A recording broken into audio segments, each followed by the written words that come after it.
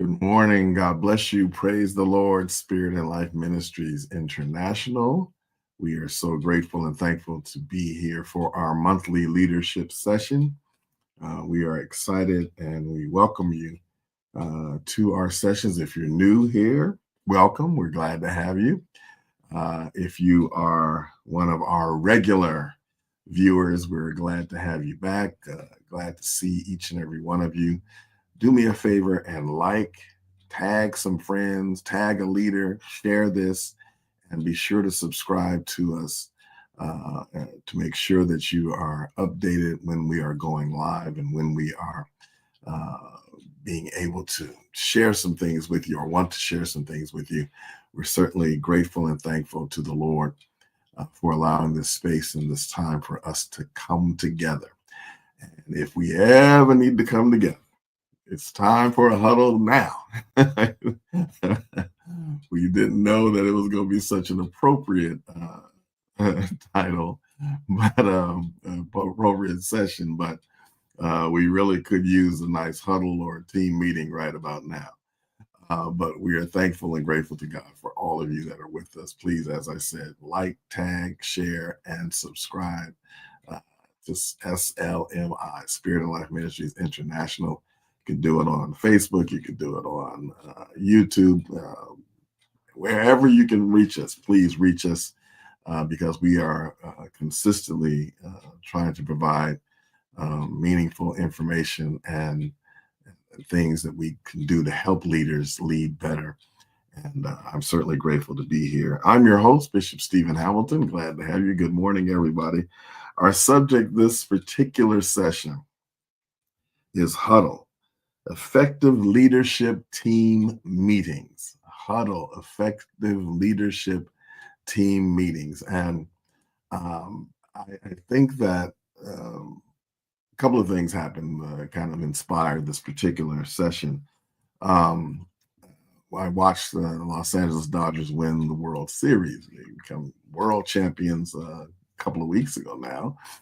And one of the things that came out during the playoffs and the run to the World Series was that during the regular season, I believe a little bit past the midway point, they had a situation. I think they were in Atlanta, somewhere, and they found out that one of the best pitcher they had going at that particular moment, Tyler Glasnow, was not going to be able to come back and was not going to be able to pitch for the rest of the year.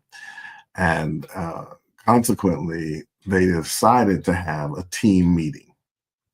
They pulled themselves together, and it came to find out that they decided, we are able to assess where we are. We got some bad news, but we are going to approach the rest of this year in this fashion.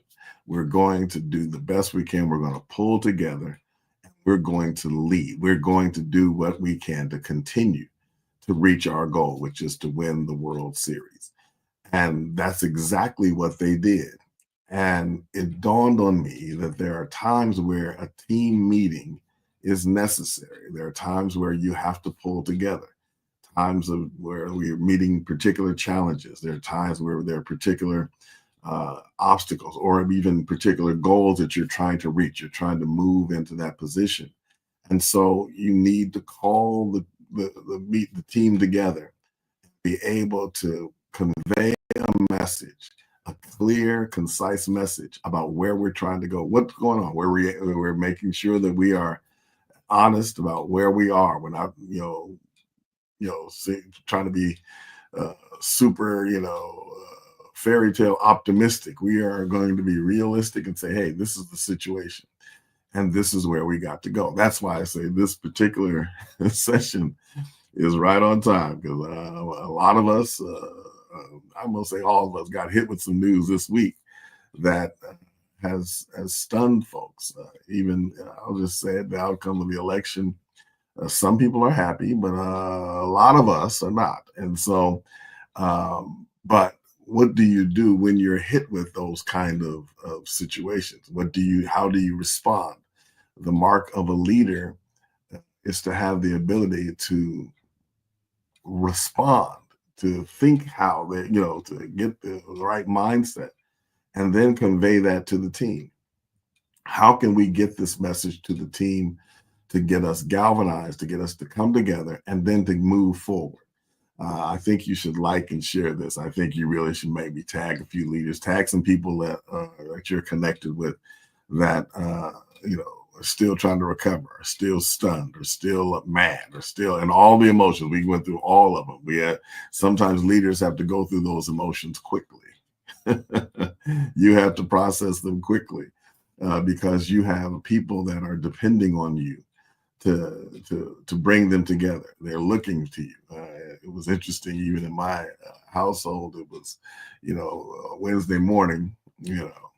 After a long Tuesday night into Wednesday morning, I woke up, and as I came, into the living room, my son and my wife were there, and Randall and Carla were like, "Okay, how are you? How are you?" I said, "Oh, I'm good," because while I was getting myself up in the morning, two things happened. One, the Lord had kind of spoke to me about the direction we should go, and two, my mother called me and gave me a word. She said, "I just wanted to come and call you. I knew you were going to be." She knew I was going to be feeling some kind of way. But sometimes you just need a couple of words, a couple of thoughts to pray, and then be able to move into what you need. And so, and then be able to transfer that message. So I was able to tell them, "Oh, I'm good. I'm all right," because I know now what we have to do. Let's get into the lesson this morning. Again, tag your leaders, tag your pastor, tag those that need to be encouraged. Huddle. Let's help us to effectively have team meetings, have effective team leadership and team meetings. One of the things that's important for us is to realize, and I said it a bit earlier, but in sports, in ministry, and in business, team huddles and meetings are necessary. We have to be able to come together to just kind of talk about what's going on. You see it in football, you see it in basketball, all these sports where you see the team come together. I always wonder. Sometimes I wonder what they say when they come together during a game. It's like, okay, especially like in basketball. When someone's shooting a free throw, for example, and they shoot the first free throw, and then the team comes together to slap five, and they come together at the line, and then they go back, and it's like, well, what are y'all saying in that little brief huddle? And what I've learned over the years is that little brief huddle, or that mound visit, the pitching mound, when the manager or a coach goes out to the pitching mound, or sometimes the players will come together and go to the mound. And so as they go to the mound, there's some information being transferred. There's temperatures being taken in terms of not physically, but how are you doing? What's going on with you? In baseball, the catcher is extremely important because they're dealing with the pitcher, and if the pitcher is getting off, if they're throwing a lot of balls, they're getting kind of wild in their approach, or sometimes the catcher has to go out there, or the infield comes together to settle them down, to be able to say, okay, this is, you're okay. You're going to have to, calm down. You're going to have to get yourself together. And so it's important for us to be able to wrap our brains around the fact that meetings are necessary. A lot of folks, they had the conversation, well, this could have been an email. Some things can be an email. Some things can be a text. Some things can be sent, so it can be communicated in that fashion. But then there are times where you have to come together and be able to say, this is what we have in our lap. And as I said earlier with the Dodgers, they said, this is what the situation is. Our best pitcher is not going to be able to pitch for the rest of the year. So we're going to have to figure out how we're going to approach this. Even during the playoffs, there were times where, okay, we're we're getting ready to lose the series to the San Diego Padres. We're down. It's a 5-game series, the best 3 out of 5, and they were, they had a horrible inning. Watch this, a horrible inning. You didn't hear what I said. In the 3rd game, they had a horrible inning. They were not fielding the ball properly. San Diego got 6 runs in that inning. And so you're like, oh, wait a minute. Now, they're going to end up going up 2-1, and the next game is in San Diego, and we're going to have what we call a bullpen game. We're going to, use a lot of our non-starting pitchers to just see if we can fill up innings and get through it. Turned out the bullpen game, after they scored those 6 runs in the 2nd or 3rd inning of game number 3 in San Diego, they did not score again. Y'all better hear me. They did not score another run because the pitching was so good that they came together and they said, we're going to basically do everything we can. Everybody is going to step up. Everybody is going to be able to do what we can. We don't have to try to be the greatest pitcher in the world. We're just going to do what we do. We're going to take some innings and make sure we do it. They won the rest of the series, of course, ended up going on to win the World Series. I'm saying all that to say there are times where you have to be able to call your team together and be able to transfer some information. You got to be able to give them direction. And right now, in your ministry, in your business, in your, people are worried. People are shook. People are scared because of what folks have said they were going to do. Now, of course, we're not assessing whether or not they can actually do what they said they're going to do, but they said what they were going to do, and now people are shook. I understand. I'm angry too. I'm like, look, this is just don't make no sense. But the time to lead, and we've been in crisis situations before. Some of us forget that 4 years ago we were in a global pandemic, and the key word there was pivot, adjustments, all those things, and we have to do that again. But as leaders, we have to be able to know when it's time to pull the team together, to be able to say, all right, this is where we are. Now let's go to work.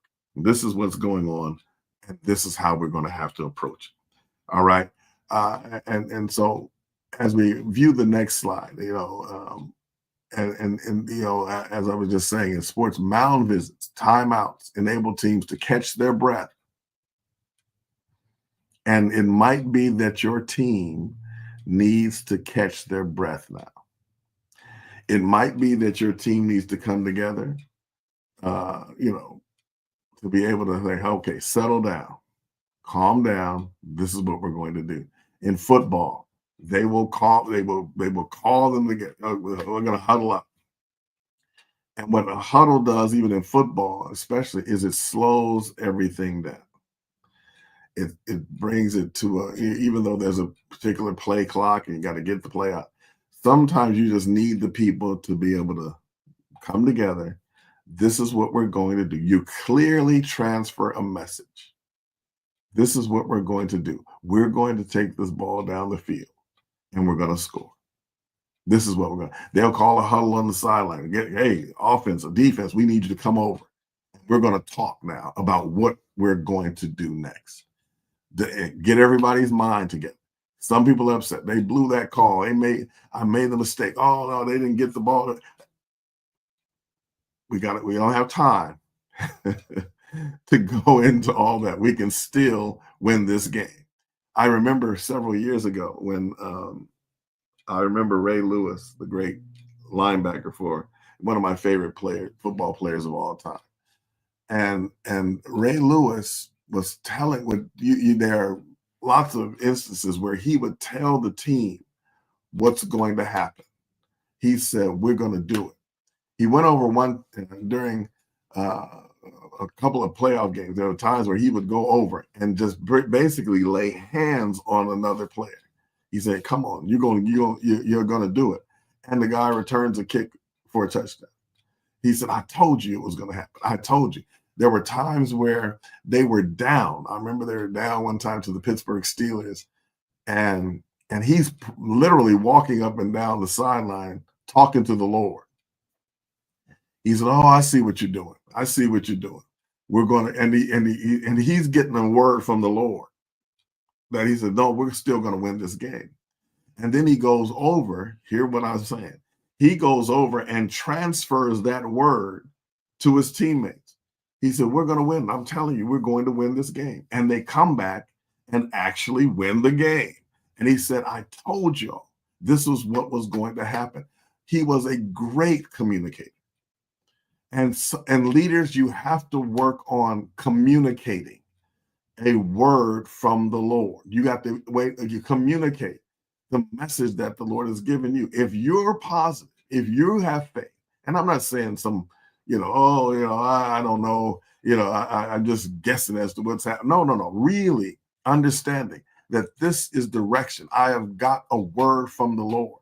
Great example scripturally. So some of y'all say, "Well, give me a word scripturally." It's interesting. Paul in the book of Acts was on a ship on his way to Rome. He told them before they took off, he says, "Listen, I perceive that this is going to be," and I was blessed to be able to go over there. Carl and I were able to go over there and see where the area that Paul was shipwrecked in. But he said, "I perceive that this is going to be a dangerous journey. And we might, it's going to be perilous to us. And so we shouldn't leave here right now. This is not the right time." But they said they were rushing. They were like, "We've got to get through here before winter hits because we won't be able to sail." So of course they leave, and the ship gets caught up between two winds and is driven out to sea.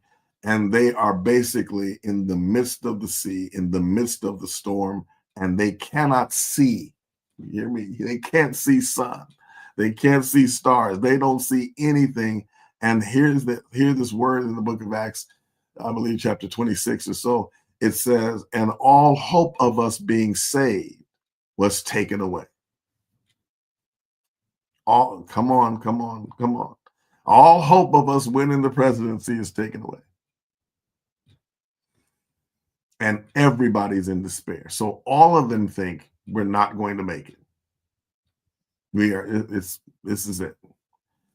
But the Lord stood by Paul.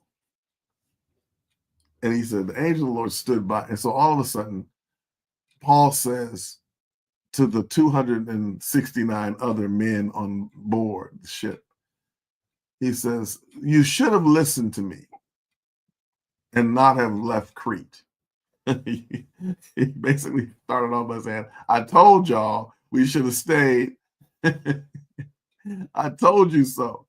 He said, "But be of good cheer, because the angel of the Lord, whose I am and whom I serve, stood by me this night and told me that nobody was going to lose their life."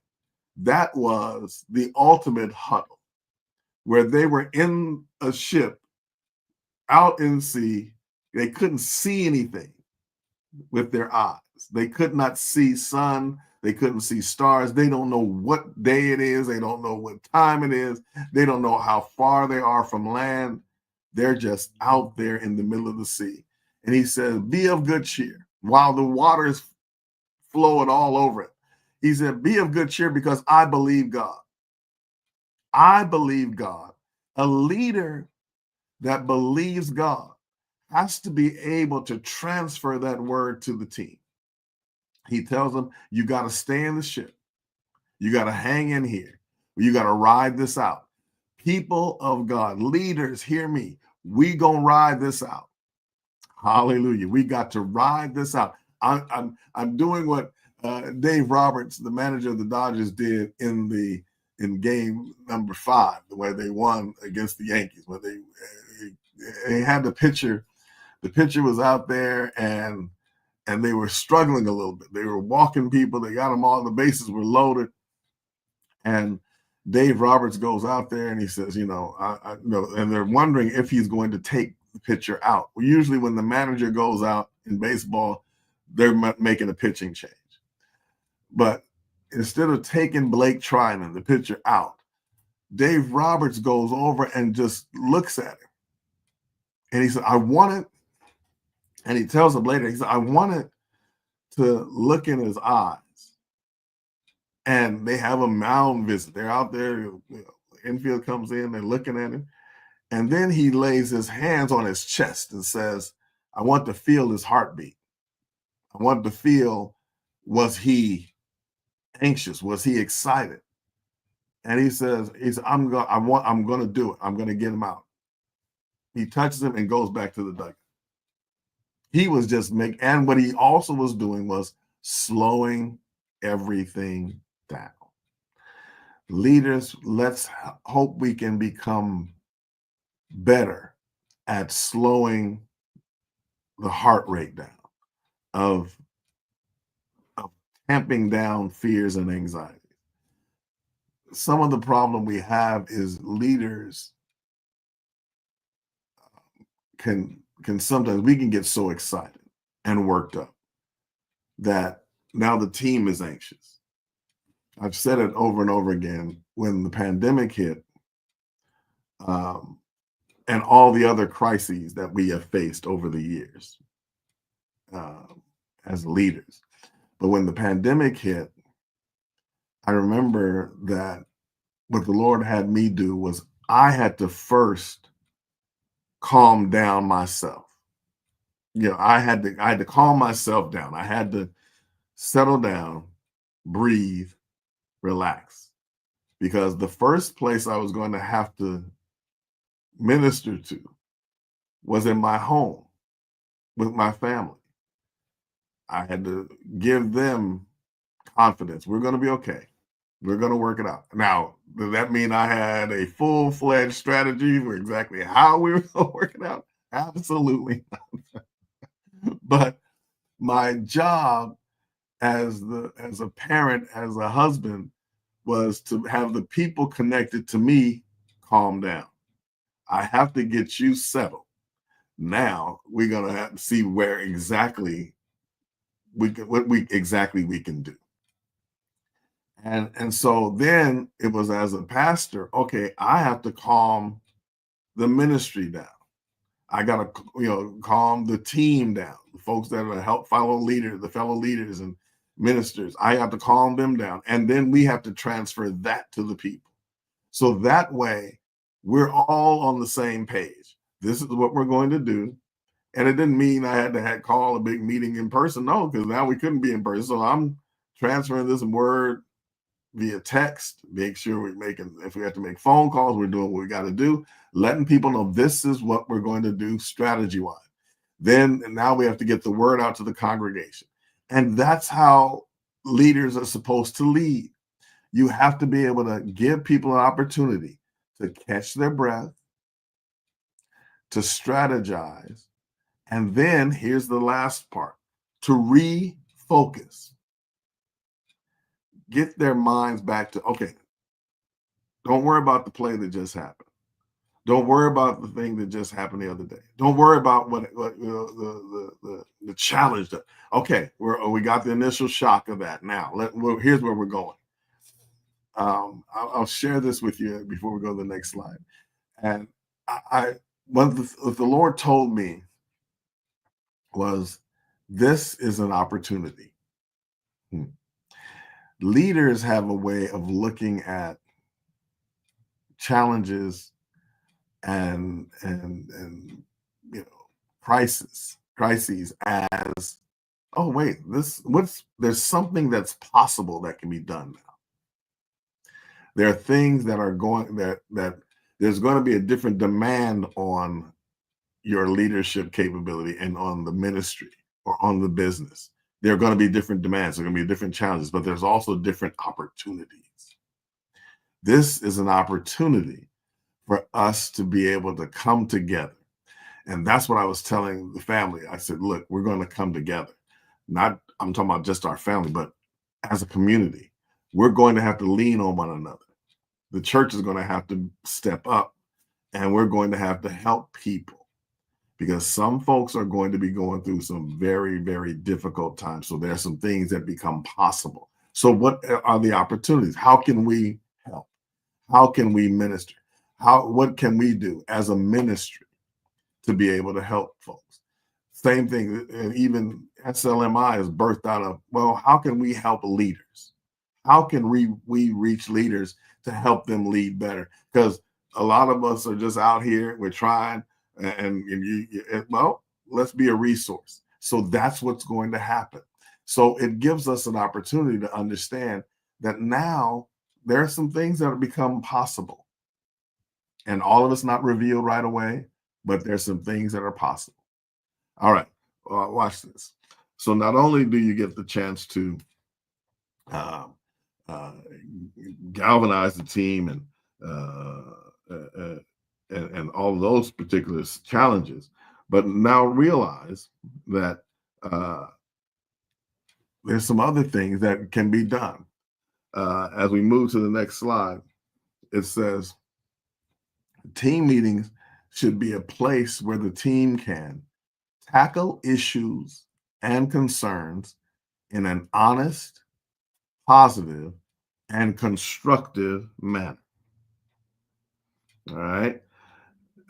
There has to be a place where we can really honestly assess it. It should be a place where the team can tackle issues and concerns in an honest, let's not play games and act like, well, let's go ahead. We're fine. We're fine. No. Sometimes we're not fine.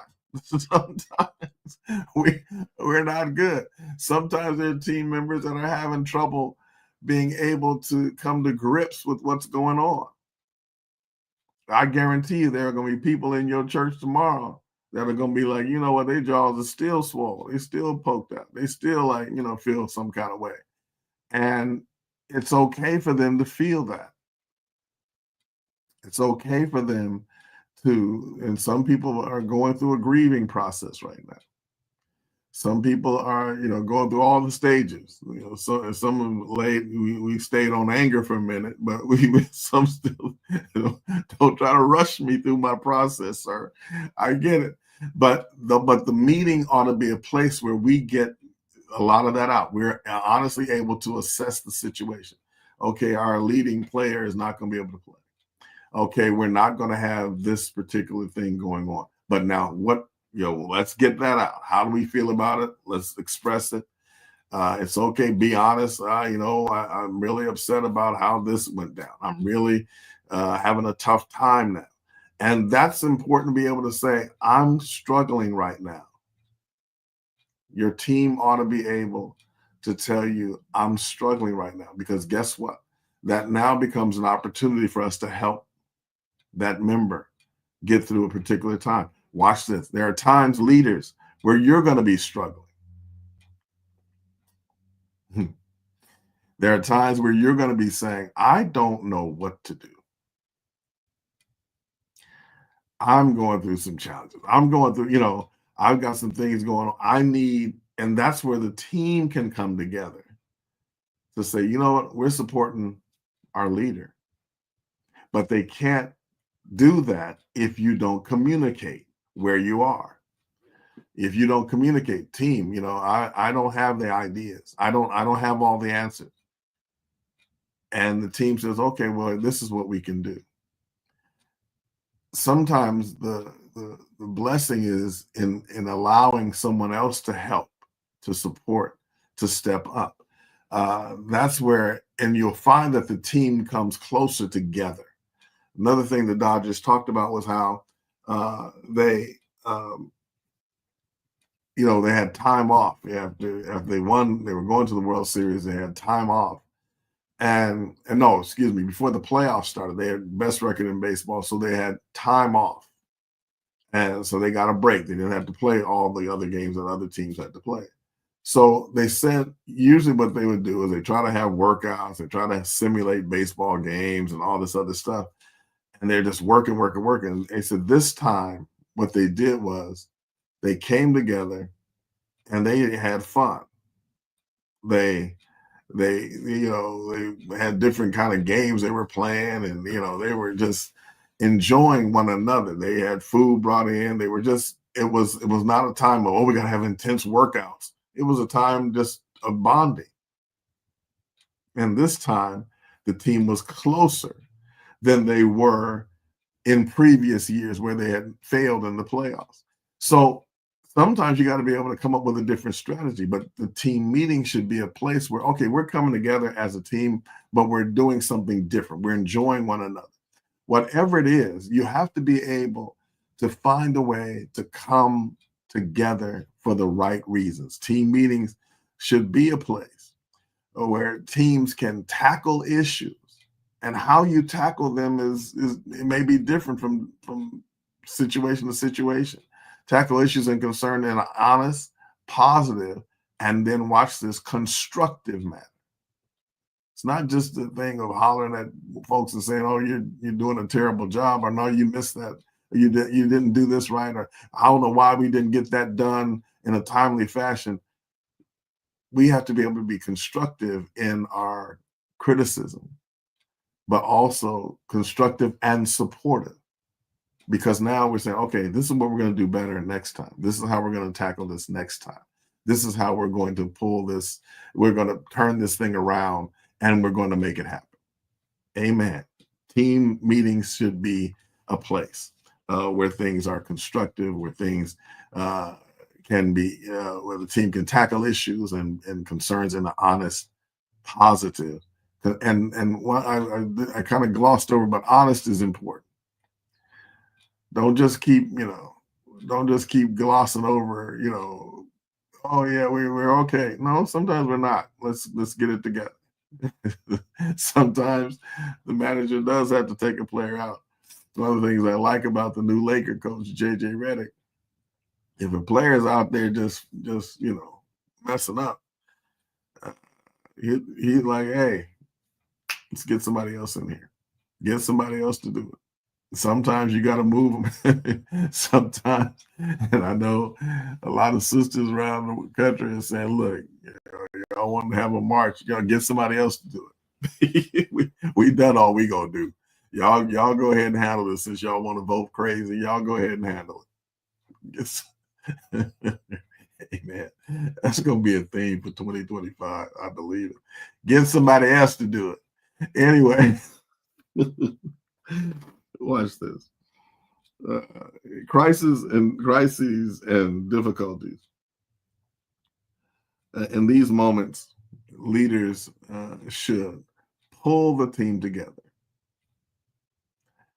communicate information in a positive manner, relay inspiration and motivation. In moments of crisis and difficulties, we have to be able, as leaders, to pull the team together. And leaders you don't always have all the answers. It's okay to not have all the answers, but it's important that even if you don't have all the answers, you're able to pull the team together. Get everybody in the space. Get everybody, make sure you have everybody's attention.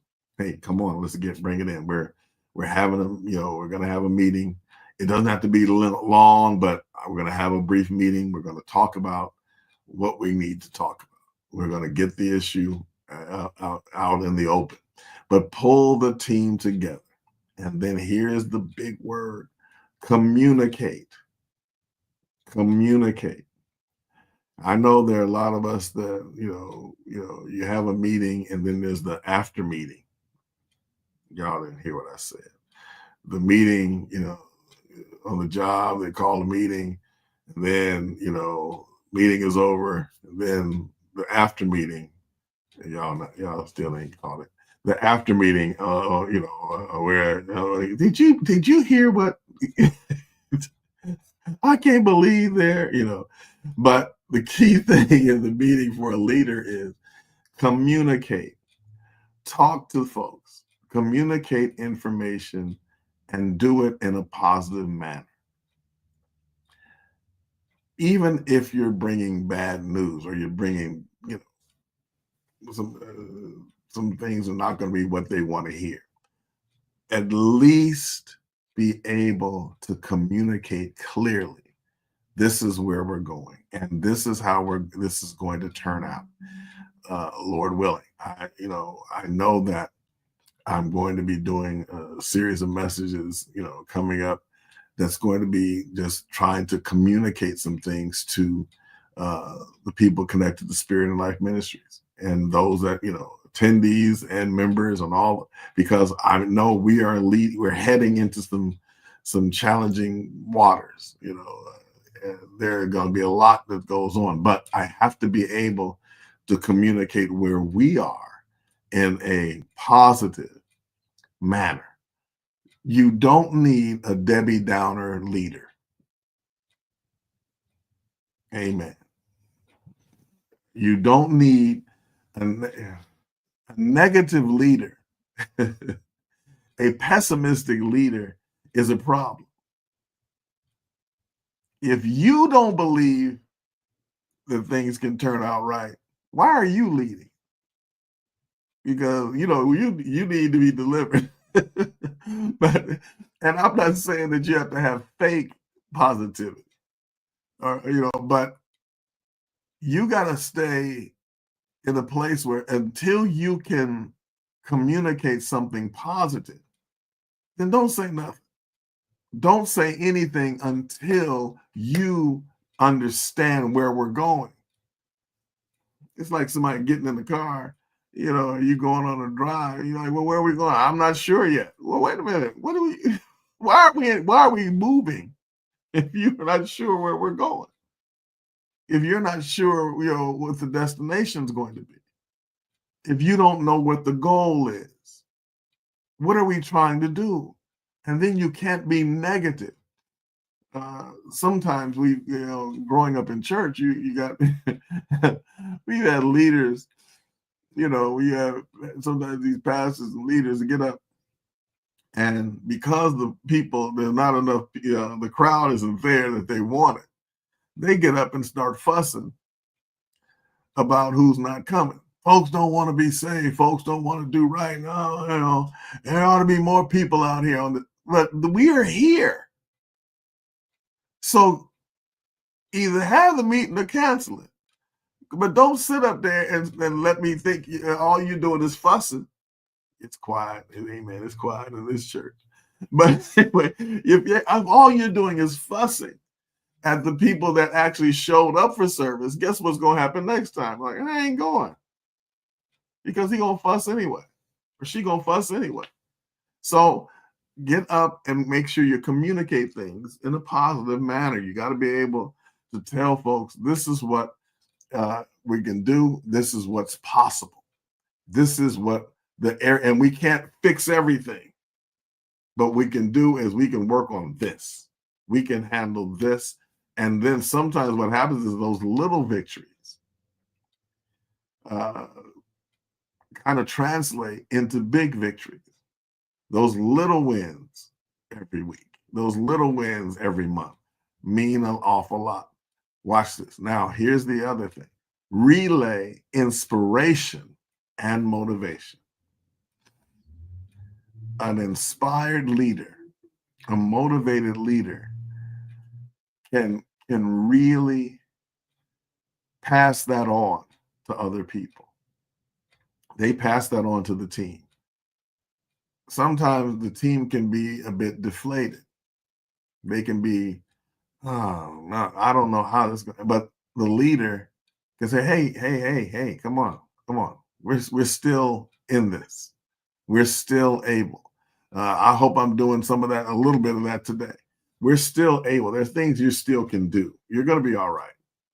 And I people say, you always say that. Yeah, because I believe that. I believe we're going to be all right. Paul transferred that word to those men on the ship. The Lord told Paul, I've given you, here it is, everybody that's sailing with you.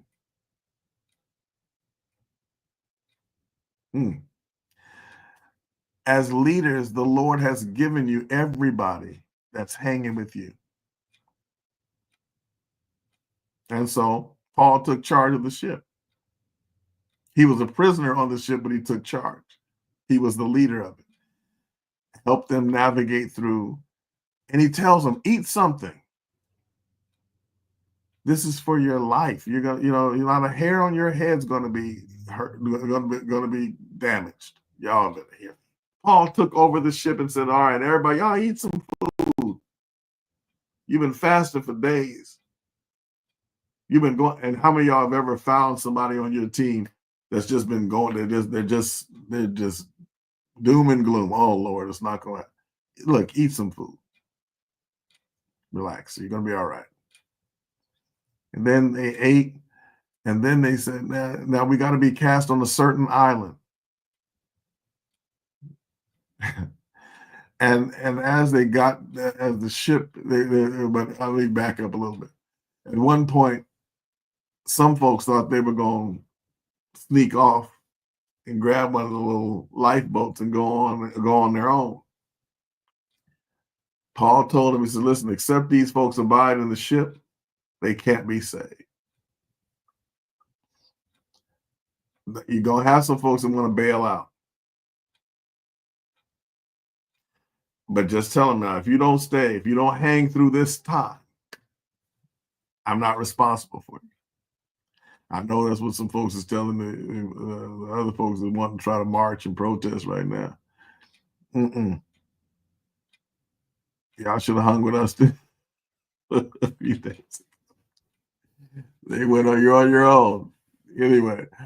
And so they had that, Paul was in such, as a leader, he had stepped up to the point where the other men cut the little lifeboats off and let them go. Say, hey, you got to stay on this boat with me. You got to have the kind of impact and the influence that where, okay, we'll hang with her. We're going to stay with her. We're going to stay with her. We're going to go, as far as they said they talked to God, I believe them. And you got to transfer that. You got to relay that inspiration, that motivation, that feeling that we're going to do it. We're going to make it through. We're going to be all right. Though that is contagious. And all those men rode through the shipwreck onto a certain island. And now they have that island, they call it St. Paul's Bay over in Greece. And so you realize that, yeah, they came on this little area. The men thought, they weren't going to make it, but they did. And you're going to be able to make it. Pull that team together, get them to regroup, refocus, and be able to say, all right, we got a bit of a challenge, but we're going to be okay. That's the mark of a leader. That's where, a lot of people want to lead when everything's going great. That's an easy time when everybody's, managers and coaches will tell you, oh, it's easy. It's easy to coach when everybody's playing well, when everybody's, healthy, when we're on a winning streak. The real mark of a leader, though, the real mark of a coach is, okay, what happens when we have some adversity? And we're at a time where adversity happens, difficulties happen. We don't always hit it. We don't always make the mark, but we're still able to make it through. Amen.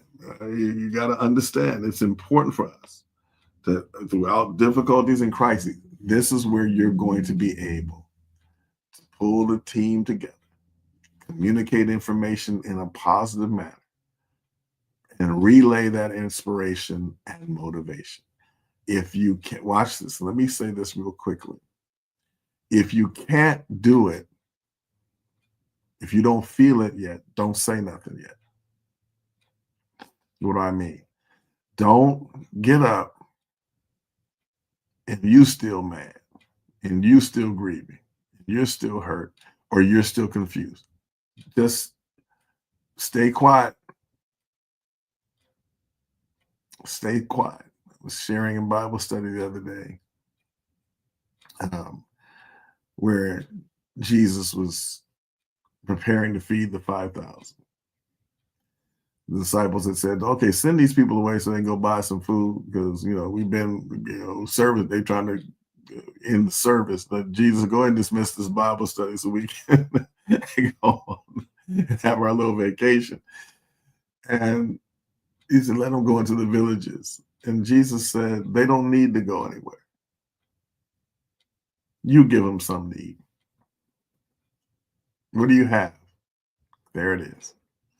What do you have available to you?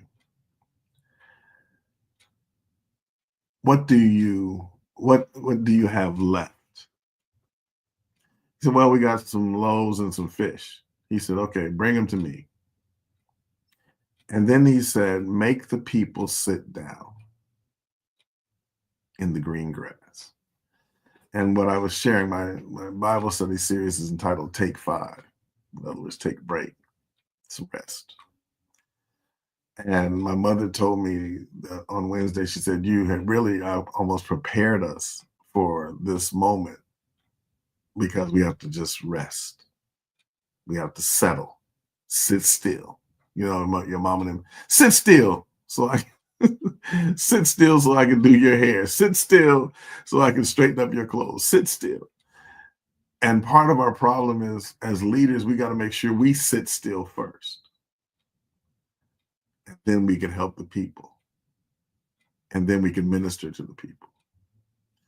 He said, make them sit down. And then the disciples began to serve them after Jesus blessed the little boy's lunch. It's important for us as leaders, and I want to say this again, make sure you got yourself together before you address the people. And if you don't have that word yet, sit still till you get it. Then transfer that inspiration. Let's go back real quick. Let's recap where we've been today. In sports, ministry, and business, team huddles and meetings are necessary. Don't say, well, we don't need to meet. No, you need to meet. Those things are important because they give us an opportunity to communicate properly. And then in sports, huddles, mound visits, timeouts enable teams to catch their breath, strategize, and refocus. Sometimes you need to call a quick timeout. Come on, let's come over here and talk. Let's have a quick huddle. Nothing long. Just let me transfer a message to you. This is what we need to do. Focus on this. And then those team meetings should be a place where the team can tackle issues and concerns in an honest, positive, and constructive manner. Constructive meaning you're building up. You're not tearing up. It ain't time in the middle of a crisis. It ain't time to just start ripping things down. You got to be able to be constructive. I'm building you up. I'm helping you get there. Come on, I got to build up confidence anyway. And then finally, make sure that in crises and difficulties, in these moments, leaders should pull the team together, communicate information in a positive manner, and relay inspiration and motivation. All right. God bless you. God bless you. God bless you. I hope something was said to kind of help you maybe get you through a particular crisis as a leader. Leaders, I'm really praying for you and that the Lord will continue to give you what you need because we have a great responsibility. We have, there are people connected to us. There are people in the ship with us, right? And we got to make sure we help them navigate through these difficult times. And so I pray that you are inspired. And as it says on the screen, we go pastors. I know. We got so much going on, but pastors, I'm going to have a huddle with you. I want to make sure we start having consistent pastor huddles where we can just come together as pastors and have some conversations and inspire one another and be able to relay positive messages, and I can address your concerns, the things that are difficulties you're going through, because sometimes somebody's already been through it, so we can help you navigate through those difficult waters and be able to come out with on the other end successfully. So we're doing everything we can to try to help you. Also, please go to our YouTube channel and subscribe to SLMI, Spirit and Life Ministries International. Subscribe to the YouTube channel.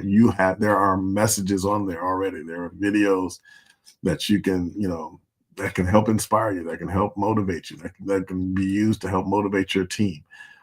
That's why we're doing what we're doing. We're trying to help give you as many resources as possible to help you be able to lead better.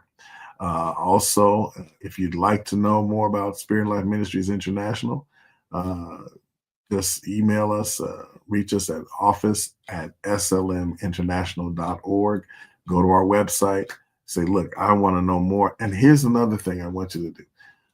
If you know a pastor, if you know a leader, if you know somebody that could benefit from this, recruit them.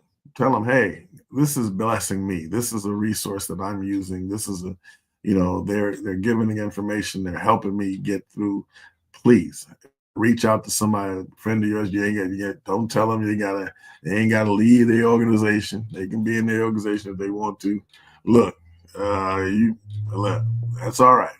But I'm here doing what God has called me to do, to help you.